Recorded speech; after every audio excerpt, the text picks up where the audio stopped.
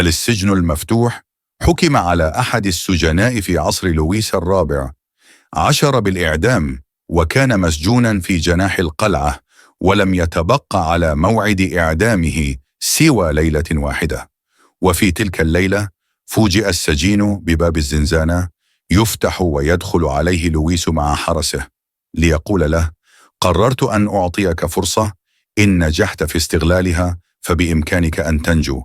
هناك مخرج موجود في زنزانتك بدون حراسة، إن تمكنت من العثور عليه يمكنك الخروج والنجاة، وإن لم تتمكن فإن الحراس سيأتون غدا مع شروق الشمس لتنفيذ حكم الإعدام.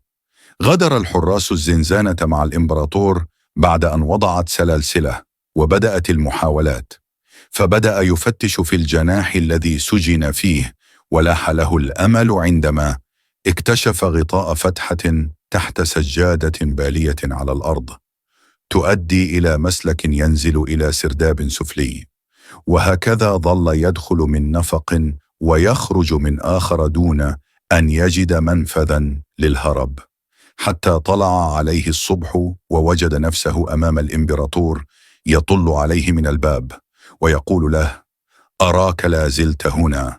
قال السجين: كنت أتوقع أنك صادق معي أيها الإمبراطور. سأله الإمبراطور: ألم أكن صادقا؟